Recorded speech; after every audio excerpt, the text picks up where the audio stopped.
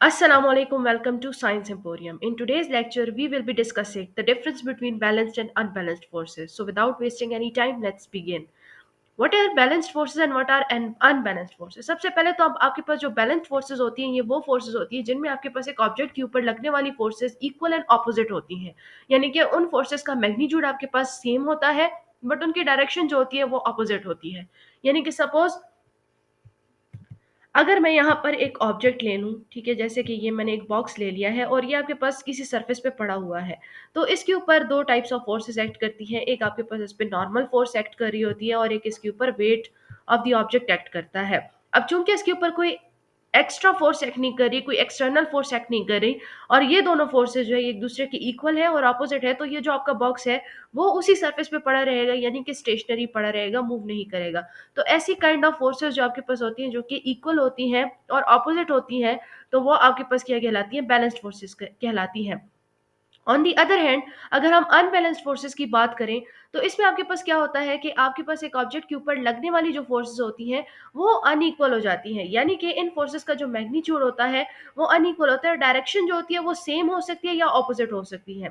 यानी कि सपोज हम यही केस ले लेते हैं, यहाँ पे ऑलरेडी आपके पास बैलेंस्ड फोर्सेस का सिनारियो है। अगर मैं इसको अनबैलेंस्ड फोर्सेस का बनाना चाहती हूँ तो मैं क्या करूंगी कि मैं इसके ऊपर कोई एक्सटर्नल फोर्स लगा दूंगी। जैसे कि सपोज मैंने इसके ऊपर ये F1 फोर्स लगा दी है। अब इस F1 फोर्स का मैग्नीट्यूड इन दोनों फोर्सेस से ज्यादा भी हो सकता है, इन दोनों फोर्सेस से कम भी हो सकता है, या इन दोनों फोर्सेस के इक्वल हो सकता है। लेकिन चूंकि इसको कैंसिल आउट करने के लिए कोई दूसरी इक्विवेलेंट फोर्स यहाँ पर नहीं लग रही, ठीक है, यहाँ पे कोई दूसरी फोर्स नहीं लग रही, तो आपके पास क्या हो जाएगा कि ये जो बॉक्स है ये मूव करना शुरू कर देगा, एक्सेलरेट करना शुरू कर देगा। इसका जो स्टेट ऑफ रेस्ट है वो मोशन में कन्वर्ट हो जाएगा। अब ऐसे केस में चूंकि आपके पास एक अनइक्वल मैग्नीट्यूड वाली फोर्सेस लग रही हैं और उनकी डायरेक्शंस भी डिफरेंट या फिर सेम हो सकती हैं, तो आपके पास ऐसा जो केस होगा that is known as unbalanced forces का केस। ठीक है, तो सिंपल सी बात है कि जो बैलेंस्ड फोर्सेस होती हैं उसमें आपके पास दो equal magnitude but opposite direction वाली फोर्सेस लगती हैं जिनका नेट आपके पास जीरो आता है। ठीक है, नेट फोर्स आपके पास जीरो आ जाती है। Where on the other hand जो आपका अनबैलेंस्ड फोर्स होता है वो सिंपली एक ऐसा टाइप ऑफ फोर्स होता है जिसमें आपके पास अनइक्वल मैग्नीट्यूड की फोर्सेस लग रही होती है एक ऑब्जेक्ट के ऊपर, जो कि या तो सेम डायरेक्शन में हो सकती है या ऑपोजिट डायरेक्शन में होंगी। अगर सपोज मैं सेम डायरेक्शन की बात कर लूं और अनइक्वल मैग्नीट्यूड की बात कर लूं, तो सपोज मेरे पास ये एक बॉक्स पड़ा हुआ है, इसके ऊपर मैंने एक फोर्स ऐसे इतने मैग्नीट्यूड की लगा दी और दूसरी फोर्स मैंने जरा ज्यादा मैग्नीट्यूड की लगा दी। अब क्या होगा, दोनों केसेस में चाहे मैं इसके ऊपर एक फोर्स कम मैग्नीट्यूड की लगाऊं, दूसरी फोर्स ज्यादा मैग्नीट्यूड की लगाऊं, और दोनों की इवन दो दोनों की डायरेक्शन भी सेम है, लेकिन स्टिल मेरे पास क्या होगा, ये बॉक्स जो है वो मूव करेगा, यानी इसके ऊपर जो लगने वाली फोर्सेस होंगी वो अनबैलेंस्ड होंगी। ठीक है, तो आपके पास ये हो गई बैलेंस्ड एंड अनबैलेंस्ड फोर्सेस की डेफिनेशन। अब आपके पास नेक्स्ट पॉइंट में आप डिफरेंशिएट करोगे तो क्या लिखोगे? ये लिखोगे कि balanced forces does not produce acceleration, जो कि हमने अभी इस एग्जांपल से समझ लिया है कि आपके पास क्या हो रहा था कि एक बॉक्स के ऊपर जो लगने वाली फोर्सेस थी वो क्या थी, इक्वल मैग्नीट्यूड की थी और अपोजिट डायरेक्शन की थी। तो उन्होंने क्या कर दिया, एक दूसरे के इफेक्ट को कैंसिल आउट कर दिया और आपके पास जो नेट फोर्स आया वो जीरो आया।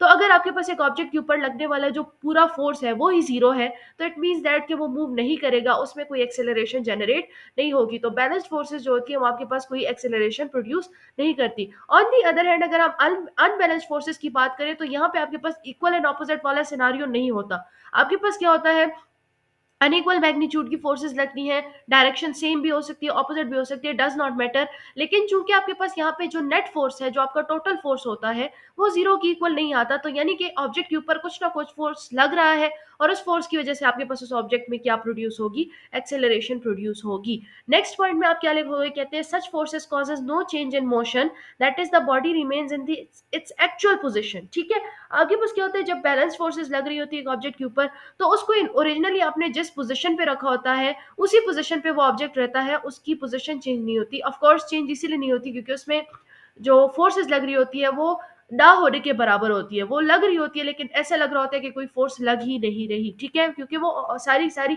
बैलेंस्ड होती है, इक्विलिब्रियम स्टेबल स्टेट होता है, इसीलिए आपका ऑब्जेक्ट जो होता है वो जिस पोजीशन पे होता है उसी पे रहता है, उसमें कोई एक्सेलरेशन प्रोड्यूस नहीं होती। ऑन दी अदर हैंड जो आपका अनबैलेंस्ड फोर्सेस है उसमें आपके पास क्या होता है कि अगर ऑब्जेक्ट जो है वो स्टेट ऑफ रेस्ट में है या स्टेट ऑफ मोशन में है, तो आप उसके स्टेट ऑफ रेस्ट या स्टेट ऑफ मोशन को चेंज कर सकते हो बाय अप्लाइंग अनबैलेंस्ड फोर्स। ठीक है, आप ऑब्जेक्ट को स्लो डाउन कर सकते हो, आप उसकी डायरेक्शन चेंज कर सकते हो, आप उसकी स्पीड को फास्ट कर सकते हो, आप कुछ भी मतलब ऑब्जेक्ट को अगर आपका रेस्ट पे है तो उसको मोशन में ला सकते हो, मोशन में है तो आप उसको रेस्ट पे ला सकते हो। ठीक है, तो अनबैलेंस्ड फोर्सेस के केसेस में आपके पास ये सब होगा।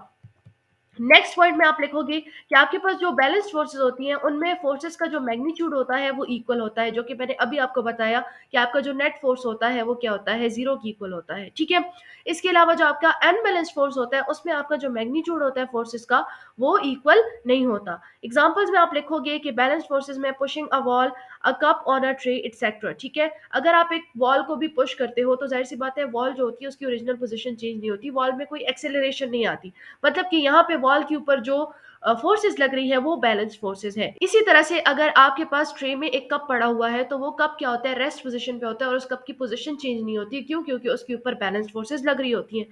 अगर आप अनबैलेंस फोर्सेस की एग्जांपल्स में लिखना चाहोगे तो आप लिख सकते हो hammering, kicking a ball etcetera. ठीक है, डायग्रामेटिकली आप उसको देख सकते हो। यहाँ पे ये आपका कप है जो कि ट्रे पे पड़ा हुआ है, इसके ऊपर दो इक्वल एंड ऑपोजिट मैग्नीट्यूड वाली फोर्सेस लग रही है, ऑपोजिट डायरेक्शन इक्वल मैग्नीट्यूड, और आपके पास ये क्या है, एक बैलेंस फोर्स की एग्जांपल है। या फिर अगर आप एक बॉल को किक करते हो तो उसके ऊपर ऑलरेडी एक फोर्स लग रही होती है जिसको हम कहते हैं वेट, लेकिन जब आप उसको किक करते हो तो आप उसके ऊपर एक एक्सटर्नल फोर्स लगाते हो जो कि आपके पास इक्वल मैग्नीट्यूड की नहीं होती to that of the weight, और ना ही इनका जो नेट फोर्स होता है वो जीरो की इक्वल होता है। दस ये जो आपके पास एग्जांपल है, this is the example for the unbalanced forces. तो ये आपके पास कुछ पॉइंट्स हैं जिनको आपने माइंड में रखना है जब आपसे ये क्वेश्चन पूछा जाएगा कि differentiate between balanced and unbalanced forces, तो आपने इन सारे पॉइंट्स को लिखना है। सबसे पहले तो आपने दोनों फोर्सेस की डेफिनेशंस लिख देनी है, उसके बाद आपने लिखना है कि बैलेंस्ड फोर्सेस एक्सेलरेशन प्रोड्यूस नहीं करती और अनबैलेंस्ड फोर्स जो है वो एक्सेलरेशन को प्रोड्यूस करता है। इसके अलावा आप जो है ये लिख सकते हो कि जो आपके पास बैलेंस्ड फोर्सेस होती हैं वो मोशन को चेंज नहीं करती। ठीक है, यानी कि अगर आपके पास एक ऑब्जेक्ट है वो स्टेट ऑफ मोशन में है तो वो मोशन में ही रहेगा, अगर वो स्टेट ऑफ रेस्ट में है तो वो रेस्ट में ही रहेगा, क्योंकि उसके ऊपर क्या लगती है, इक्वल एंड ऑपोजिट मैग्नीट्यूड की एंड डायरेक्शन की फोर्सेस लग रही होती हैं, जिसकी वजह से जो ऑब्जेक्ट होता है वो अपने ओरिजिनल पोजिशन को या एक्चुअल स्टेट को चेंज नहीं करता। ऑन दी अदर हैंड जो आपका अनबैलेंस्ड फोर्स होता है उसमें ऐसा नहीं होता, उसमें आप स्टेट ऑफ मोशन को स्टेट ऑफ रेस्ट को चेंज कर सकते हो, क्योंकि वहां पे आपके पास अनबैलेंस्ड फोर्सेस लग रही होती हैं तो एक्सेलरेशन प्रोड्यूस होती है। नेट फोर्स आपके पास जीरो की इक्वल नहीं होता, तो आपके पास ऑब्जेक्ट जो है अगर वो फास्ट मूव कर रहा है तो आप उसको स्लो डाउन कर सकते हो, अगर वो एक डायरेक्शन में जा रहा है तो आप उसकी डायरेक्शन चेंज करके कोई और कर सकते हो। तो ये आप लिख के आओगे। इसके अलावा आप फोर्थ पॉइंट पे लिखोगे कि जो आपके पास बैलेंस फोर्सेस होती हैं उनका मैग्नीट्यूड आपके पास क्या होता है, एक दूसरे की इक्वल होता है। ठीक है, और जो आपके पास अनबैलेंस्ड फोर्सेस होती हैं उनमें जो मैग्नीट्यूड होता है फोर्सेस का वो इक्वल नहीं होता। और फिर आप इनकी एग्जांपल्स लिख सकते हो और साथ में ये डायग्राम बना सकते हो, and that is enough for your question. आप इसमें ये पॉइंट भी ऐड कर सकते हो जो कि मैं बार बार रिपीट किए जा रही हूँ, कि आपके पास जो बैलेंस फोर्सेस होती हैं उसमें आपके पास जो नेट फोर्स होता है वो जीरो की इक्वल होता है, और जो अनबैलेंस्ड फोर्सेस होती है उसमें नेट फोर्स जो होता है आपके पास वो इक्वल नहीं होता जीरो की। ठीक है, यानी कि आप ऐसे लिख सकते हो कि F net is equal to zero, या फिर आप ऐसे लिख सकते हो कि for unbalanced forces F net is not equal to zero. ठीक है, तो ये एक और पॉइंट आप इसमें ऐड कर सकते हो। बहरहाल अगर ये आप ऐड ना भी करो तो हमने इसमें जितनी भी डिफरेंसेस यहाँ पे डिस्क्राइब की हैं वो सारी इन सारी चीज़ों को डिस्क्राइब करती हैं। तो आज के लेक्चर के लिए इतना ही। इंशाल्लाह नेक्स्ट लेक्चर में हम डिस्कस करेंगे पैरेलल फोर्सेस को, जिसमें हम उसकी दो डिफरेंट टाइप्स को भी डिस्कस करेंगे, like and unlike parallel forces को, by differentiating them. So stay tune. Thanks for watching.